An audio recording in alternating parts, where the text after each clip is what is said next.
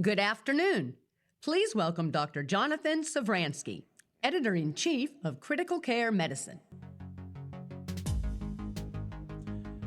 Good afternoon. It's my pleasure to welcome you to this year's late-breaking Thought Leader session. Each year at Congress, the SCCM identifies and shares late-breaking articles from the top peer-reviewed journals, which are released close to or simultaneously with their presentation at Congress. SCCM recognizes the importance of and need for the latest in critical care research findings to be shared as quickly and widely as possible, and uses Congress as a vehicle for sharing this information. Starting this year's late-breaking session, and to introduce today's first late-breaking article, is Dr. Robert Tasker, Editor-in-Chief of Pediatric Critical Care Medicine.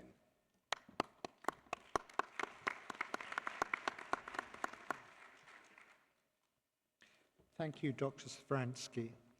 The first study today is called Machine Learning-Based Pediatric Early Warning Score, Patient Outcomes in a Pre- versus Post-Implementation Study, 2019 to 2023. And it will be presented by Dr. Anoop Mayampurath. This study was recently released in the February issue of Pediatric Critical Care Medicine. Welcome, Dr. Mayampurath.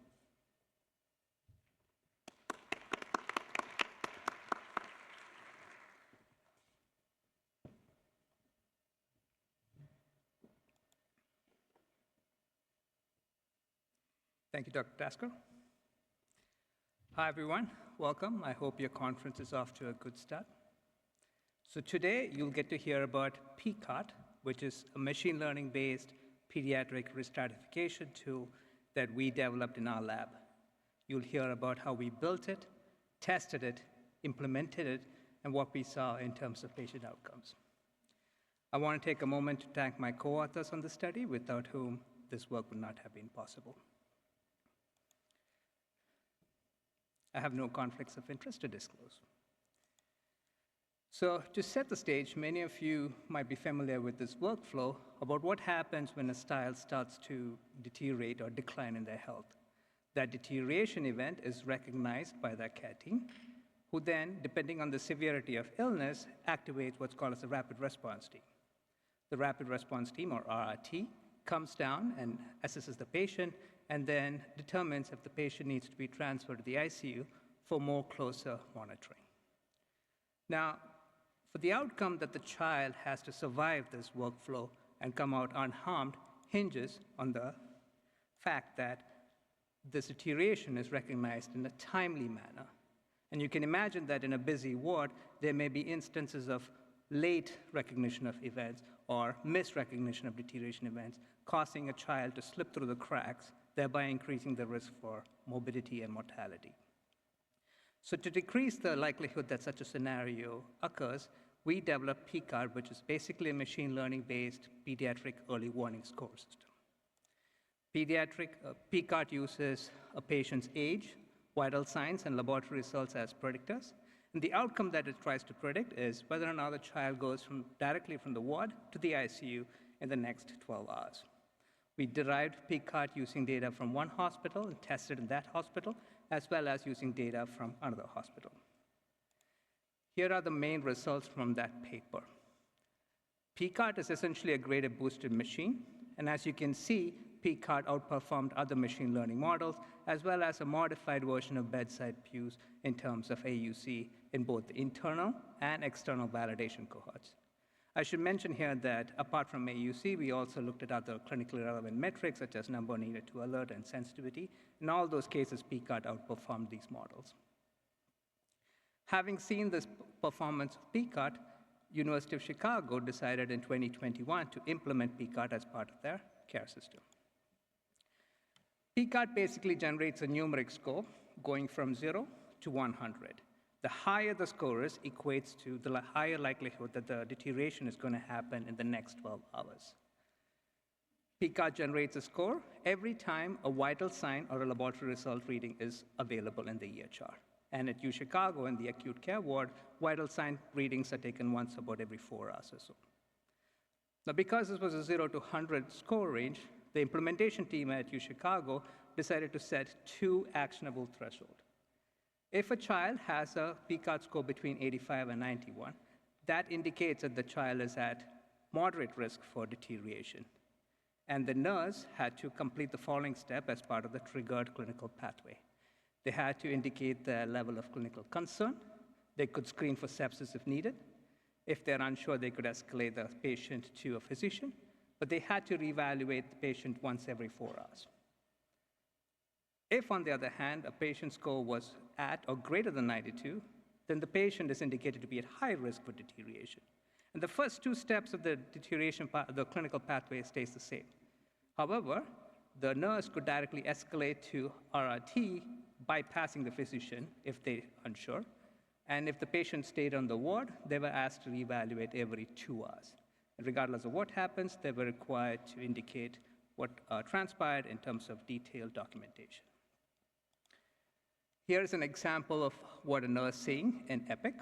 A PCART screen shows up with the risk on the y-axis and time on the x-axis. And as you can see, this patient, who was an adolescent, got admitted with moderate risk of severity, stabilized over time, and then started deteriorating.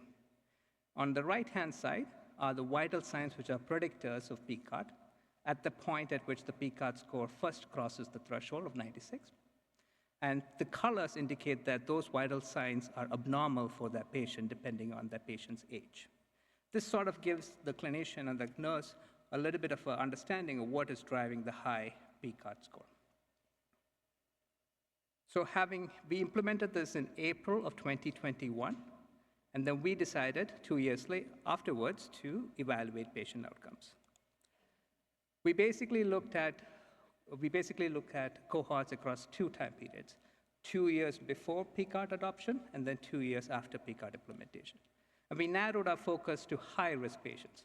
That means patients with at least 1 red score. And we only considered the first ward admissions as well as the first high-risk score. Because as you can imagine, subsequent ward admissions and subsequent high-risk scores have residual confounding coming from the interventions. We primarily looked at 2 outcomes. Primarily looked at critical events as a primary outcome within 12 hours after the high-risk alert. And we define critical events as incidences of mechanical ventilation, administrative vasoactive medications, or mortality.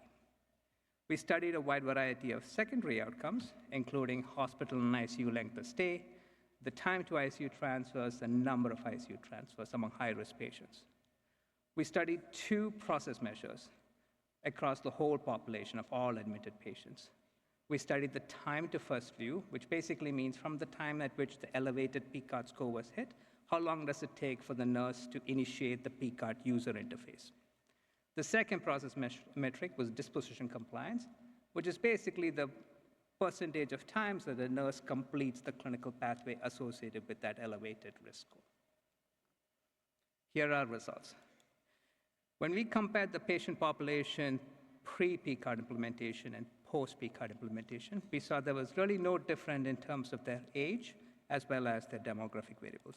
However, high-risk patient admissions in the post-PCART implementation had a higher admission PCART score compared to those before. Here's a result of our primary outcome analysis. On the y-axis is critical events expressed as a rate, the number of critical events per 100 patients. On the x-axis is time, again 2 years before PCART implementation and 2 years after. And as you can see, the PCART adoption period was associated with a lower mean difference of about 1%, 0.4% in the post-implementation period versus 1.4% in the pre-implementation period. There's 2 considerations on this graph. The first is, this graph only looks at 12 hours after a high-risk alert. But when we expanded the window to 24 hours and 48 hours, we saw that this reduced rates still persisted. The second consideration is that this is an unadjusted analysis.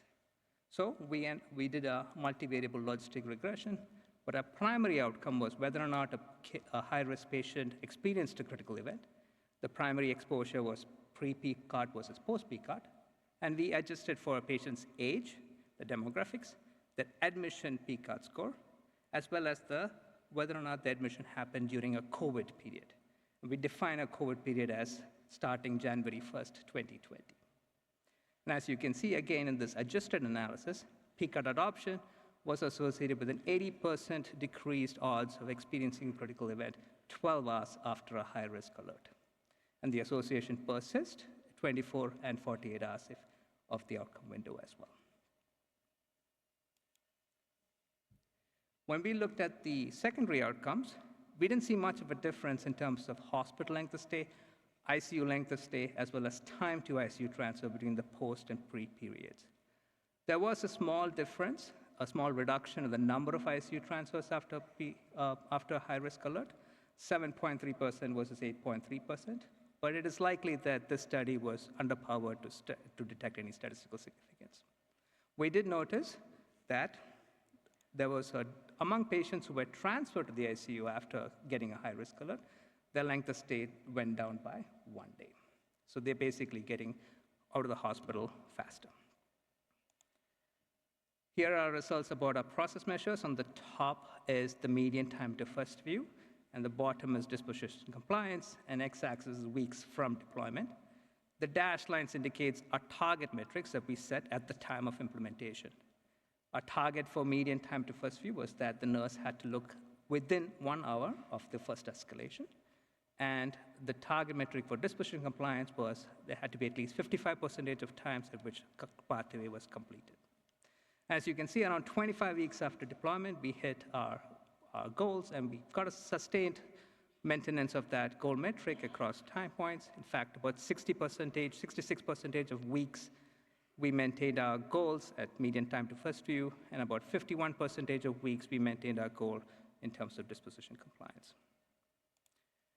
In conclusion, we developed and implemented a machine learning-based pediatric risk stratification score, and our implementation was associated with decreased rates and decreased odds of critical events, as well as improved metrics suggesting higher usage and compliance as time went on. This paper came out about a week ago. Many thanks to the esteemed gentlemen at the end of the table, as well as the anonymous reviewers for making this work, as well as me as an investigator much stronger. Thank you for your time. I'll take any questions.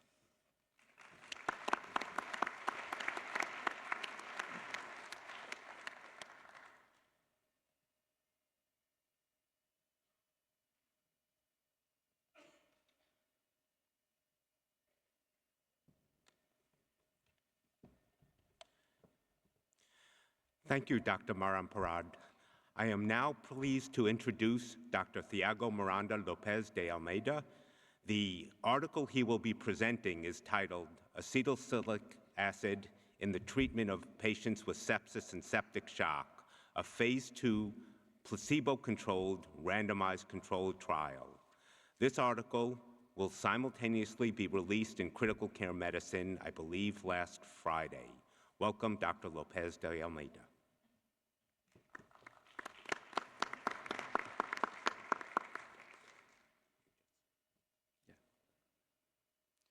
Good afternoon.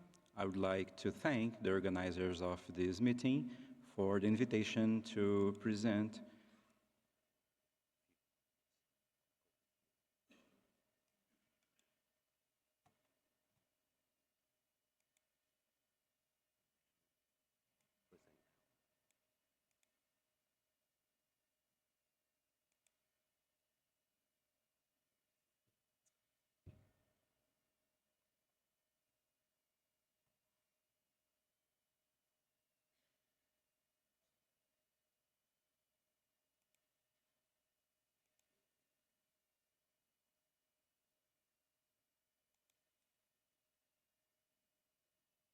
It's not working.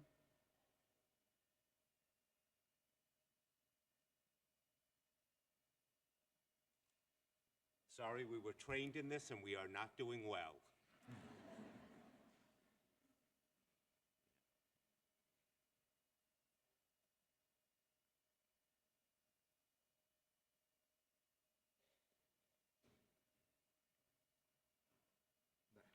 Yes. So, Good afternoon. I would like to thank the organizers of this meeting for the invitation to present the Sepsis trial, aspirin for patient with sepsis and septic shock, phase 2 placebo-controlled and randomized clinical trial, a partnership of the University of São Paulo and the Brazilian Research in Intensive Care Network. I have no conflict of interest, and our study was funded by Brazilian government agencies, both FAPESP and CNPq. These are the steering committee and the data safe monitoring board of our study. We had 4 sites where we randomized our patient, and the study was approved in their ethic review board. As you know, sepsis pathophysiology involves inflammatory dysregulation and microcirculation derangement. Activation of endothelium leads to platelet aggregation, and that drives to microthrombosis. This process can lead to patient hyperperfusion and finally in organ dysfunction. Therapies have already been tested to modulate this dysregulation, but did not improve outcomes. So aspirin, as an anti-inflammatory and antiplatelet agent, could modulate this sepsis dysregulation and could prevent organ dysfunction in septic patients. So in 2010, only observational studies were published, and thus we designed the sepsis trial, and we randomized our first patient in 2019.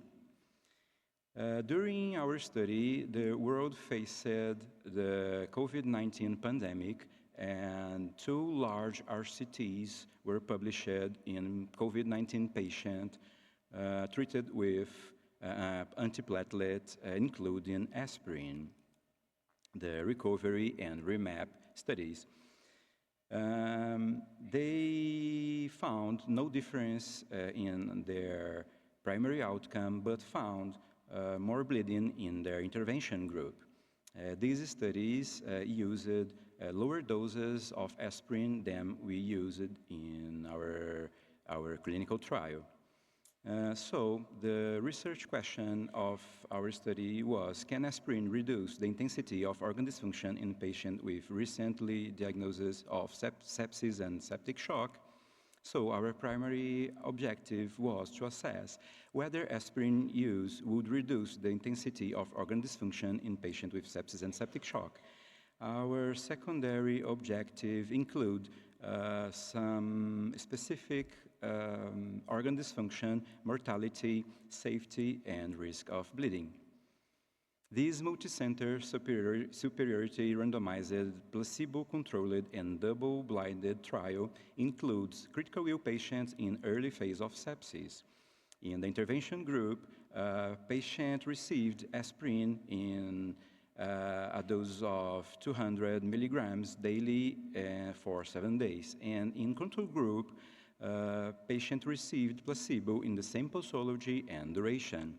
Both aspirin and placebo were identical opaque capsules with a white powder inside.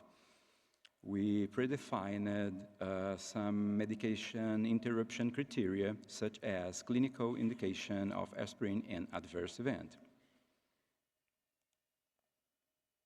We randomized adult patient that was recently diagnosed with sepsis or septic shock and at least had one severe organ dysfunction, such as high lactate, low platelet levels, low PiO2 FiO2 ratio, and hypotension refractory to volume replacement. We had several exclusion criteria, and patients were excluded if they had contraindication for aspirin use, such as high risk of bleeding, as defined here. 24/7 electronic access was provided by RedCap platform that allowed a single recording for each patient and provided concealment of our randomization sequence. Randomization worked in 1:1 ratio in blocks of 2, and we stratified by center and SOFA score. Our primary outcome was variation in SOFA score between the D0 and the D7.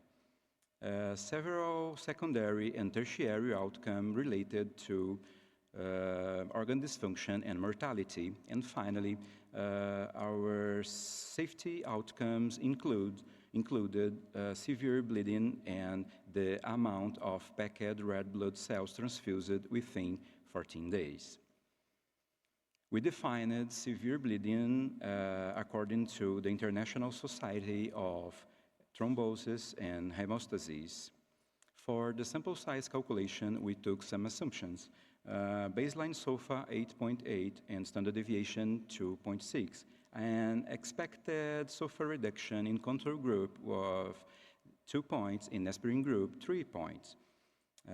With a 90% power and an alpha of 0.05, we calculated that our sample size should be 218 patients.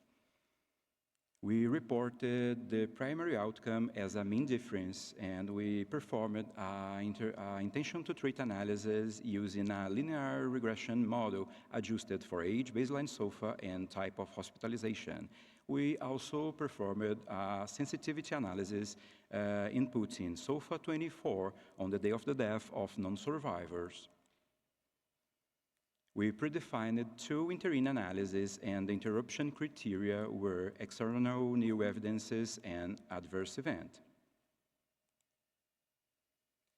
The study was terminated in its second interim analysis because of safety concerns, specifically higher incidence of major bleeding in the aspirin group.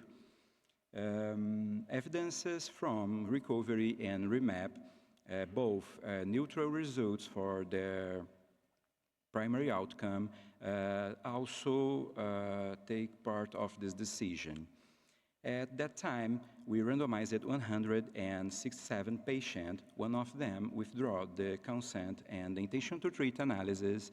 82 patients composed the aspirin group and the 84 the control group. One patient in aspirin group failure to receive any of study medication, and the per protocol analysis were quite similar the intention to treat, and the intention to treat was our mean analysis. Baseline characteristics were similar between groups and showed critical ill patient with high SOFA score, high SAPS-3, and many of them included with septic shock. Half of our sample was composed by COVID-19 patients. We found no difference between groups in the primary outcome, that was SOFA variation in both adjusted and unadjusted model. We found no difference in SOFA score over the first 7 days, and we found no difference between groups for any of these secondary and tertiary outcomes. We found no difference in survival curves over 28 days. However, in safety outcomes, we found some difference. Serious adverse event and major bleeding were more frequent in aspirin group than in placebo group. Major bleeding occurs in 9.8% of patients in aspirin group in comparison to 1.2% in placebo group. These findings, along with the neutral result of the SOFA score variation, led the DSMB to recommend stopping our study by safety reasons, despite the amount of packed red blood cells transfused in 14 days. We didn't find no difference. We found no difference in hemoglobin concentration over the first 7 days. And we found no heterogeneity of treatment effect for the primary outcome in these predefined subgroups, even in the last one, the COVID-19 subgroup that was post-hoc analyzed by the DSMB recommendation. Our study has some limitation. Due to early interruption, we did not have power to assess the effectiveness of aspirin. More bleeding in the intervention group did not invalidate the hypothesis that aspirin could be effective. As you know, SOFA variation as a primary outcome has intrinsic limitation. Additionally, our sample size calculation was based on bacterial sepsis study, and we had half of our patients with COVID-19, and this unpredicted variation in etiological agent could explain the median initial SOFA lower than the predicted and the higher standard deviation that caused loss of our power.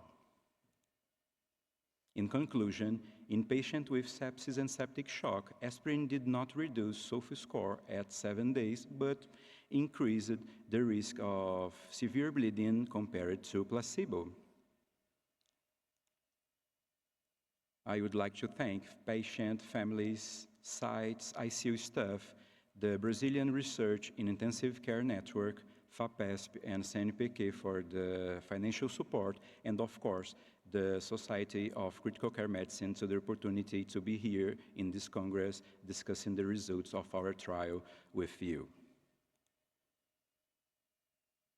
Our article is available on Critical Care Medicine, and we would like to thank the editors and the reviewers for their input in our manuscript.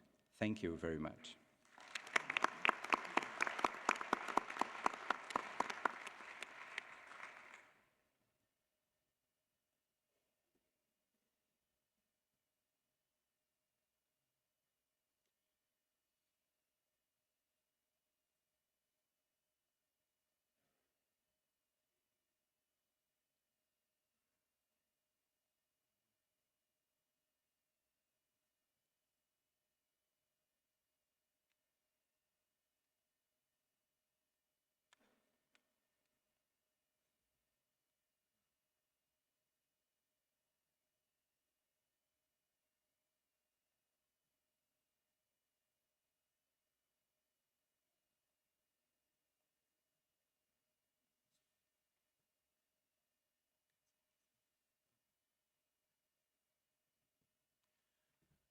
So thank you, Dr. Lopez de Almeida.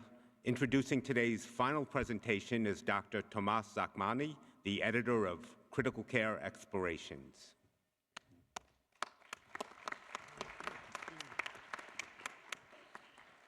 Thank you, Dr. Savransky. The final article being presented today is titled Blood Transfusion Practices in Intensive Care Units, a Prospective Observational Binational Study. Please welcome Dr. Andrew William James Flint to present this article, which is being simultaneously released in the Critical Care Explorations Journal.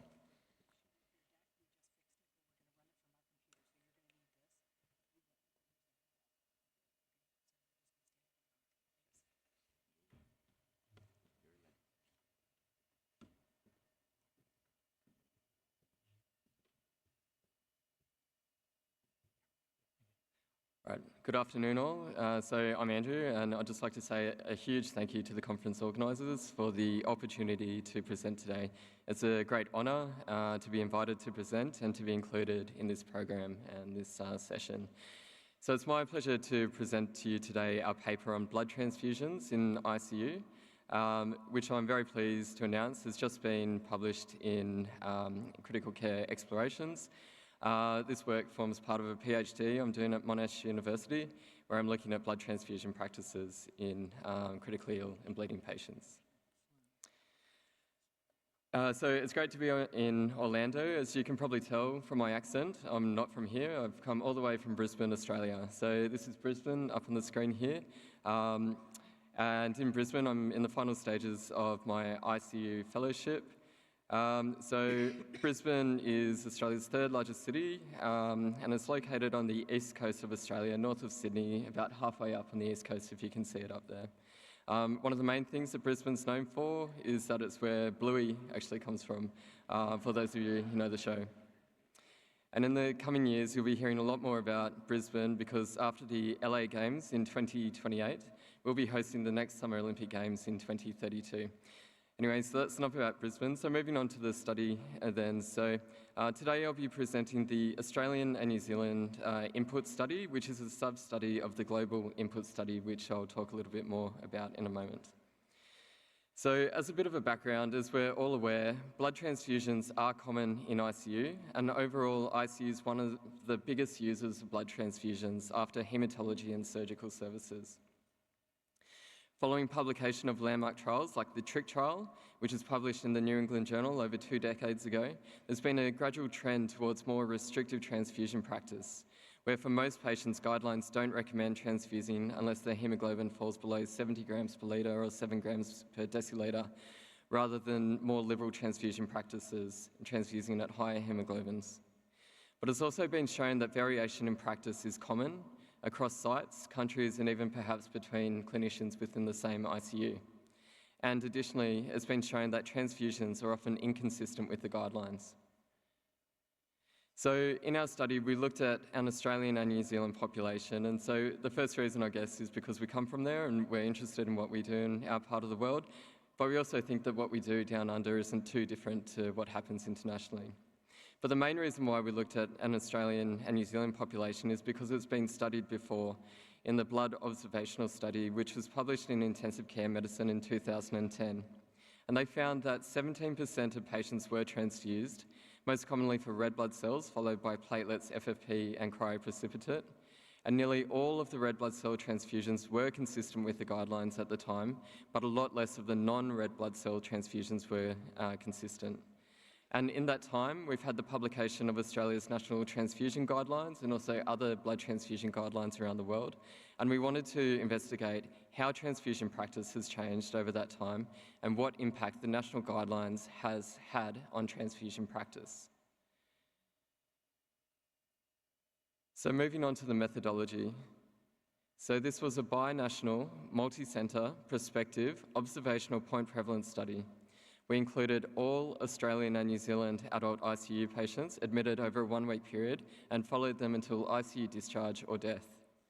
And our study questions were really, what is the current transfusion practice? Has it changed since the blood observational study, which was published in 2010? And how does transfusion practice compare against the guidelines?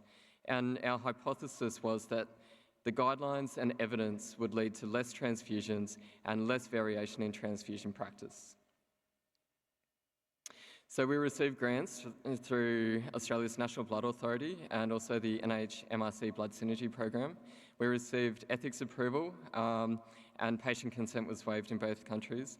And we received supporter status through ANZIC CTG, which was instrumental in getting site recruitment up and going. And finally, we conducted our study period from October 2021 to July 2022, where sites could choose their 1 week for recruitment at some point during that time period.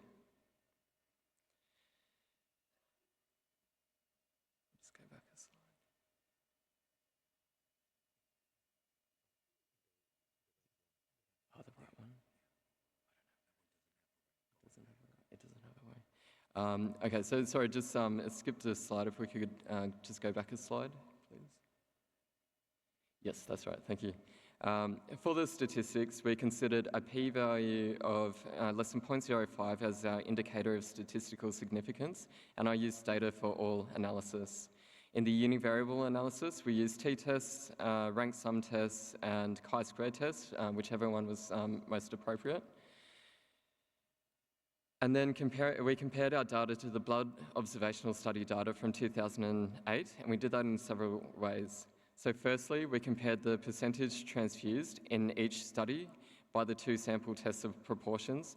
And the reason why we couldn't adjust for confounding variables here was because we didn't have the data for patients who weren't transfused in the blood observational study, so could only do a univariable analysis. We then looked at how transfusion practices have changed over time. And by using linear regression models on transfusion thresholds and also on total transfusions, and the clinically relevant confounding variables can be seen on the side of the screen there. And finally, variation in transfusion practice was assessed across sites within studies by multivariable linear regression to assess pre-transfusion thresholds and also the total number of units transfused. For this, we ran two regression models on the same data, but one with and one without a site variable, and then used the LR test to assess, the likelihood ratio test to assess whether variation was present within each study. And then we also used the F test to assess variation change between the studies.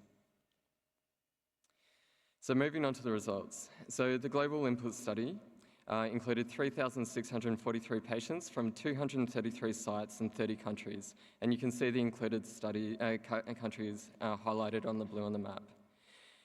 And we've had two studies published so far. So the first was in JAMA in 2023, looking at red blood cell transfusions.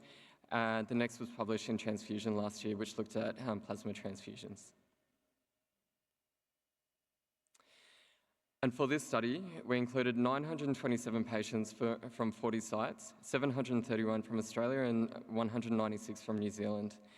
And from the map on the screen there, you can see that we had a pretty good distribution of sites across Australia and New Zealand, with the only region not covered the state of Western Australia. And we found that almost a quarter of ICU patients were transfused, most commonly for red blood cells, followed by platelets, FFP, and cryoprecipitate. And we found that transfused patients were slightly older, were more likely to be female, were more likely to be post-operative. They had higher illness severity scores as measured by Apache 4 scores. They were more likely to be shocked on admission, to have liver failure, and to receive prior antiplatelet and anticoagulation medications. And interestingly, they were significantly less likely to have a COVID-19. However, the weeks were generally not done during peak COVID times, and the COVID numbers were relatively low overall. And we found that anemia, thrombocytopenia, and coagulopathy were common in ICU, both initially on admission, and then the incidence increased during admission for each one of them as well. And we were able to look at the reasons for transfusion for each blood product, but in the interest of time, I won't go into detail into them, other than to say that transfusion practice was mainly prophylactic overall, so transfusions were administered to non-bleeding patients rather than therapeutic transfusions to bleeding patients. And in support of this, we found that massive transfusions in ICU were very rare, occurring in less than 1% of patients overall. And compared to the guidelines, we found over a third were inconsistent with the guidelines. And this was made up of mostly non-red blood cell transfusions, where over 70% of each one of them were individually inconsistent with the guidelines. And this is in comparison to red blood cell transfusions, where only 11% were inconsistent with the guidelines. And in the paper, we were able to compare reasons for transfusions against the guidelines, but due to time, again, I won't go into detail here. So moving on to the comparison to historical practice. So we found that compared to the blood observational study, which was 2008 data, in our study, a greater proportion received red blood cells, platelets, and cryoprecipitate. And in our multivariable analysis, we found that after adjusting for clinically significant confounding variables, that despite there being similar pre-transfusion thresholds for each blood product, patients in our study were more likely to receive more units of red blood cells and FFP if they were transfused. And there was a trend to give more units of platelets as well, but this didn't reach statistical significance. And by far in the literature, there's the most data about red blood cell transfusion. So I looked at how our study compared to previous similar studies. So the ABC and CRIT studies reported relatively high proportions of ICU patients receiving red blood cells and also pre-transfusion hemoglobins, and they were published in 2002 and 1999. So following the publication of the TRIC trial in the New England Journal in 1999 and other landmark trials, there's been a gradual fall in the proportion transfused and also the pre-transfusion hemoglobin. And I've added a simple trend line here on the plots just for illustration. And what we found, and what I think is probably happening, is that the restrictive trend has reached a stable point or hasn't continued in at least Australia and New Zealand. And it'll be interesting to see where it heads in the future with the publication of 3 relatively large trials last year investigating transfusion targets in neurocritical care populations. The TRAIN trial actually reported better neurological outcomes with liberal transfusion thresholds, and the other 2 showed that there was a trend towards better neurological outcomes with higher thresholds. So in the future, we might see a move towards more liberal transfusion thresholds in ICU. And finally, for the variation in transfusion practice analysis, after adjusting for confounding variables, we found that there was less variation in the pre-FFP INR threshold, but more variation in the pre-cryoprecipitate fibrinogen threshold. And this is displayed by the spread of the curve on these kernel density plots. And we found that there was more variation in the total number of units that were transfused for red blood cells, platelets, and FFP, again shown by the spread of the curve on the kernel density and plots. And I think this is consistent with the finding that we're transfusing more units to patients after deciding to transfuse, but there's significant variation across sites in just how many units they decide to transfuse. So finally, to conclude, the main messages of this paper, I think, are that blood transfusions in ICU continue to be common, but they're also often inconsistent with the guidelines. And contrary to our hypothesis, we found that since the publication of transfusion guidelines, that restrictive transfusion practice has perhaps reached a stable point or not continued, or perhaps moving towards more liberal transfusion practices. And variation in practice and transfusion practice exists and in some ways is increasing, which again works against our hypothesis that transfusion guidelines would create more consistent practice across sites. So this was a huge amount of work by a lot of people, and so I'd like to thank everyone that was involved in this study and all the sites that contributed to this study. And finally, I'd like to thank again the conference organisers for the opportunity to present today, and I welcome any questions. And if you'd like to get in contact with me, my email is on the screen. Thank you.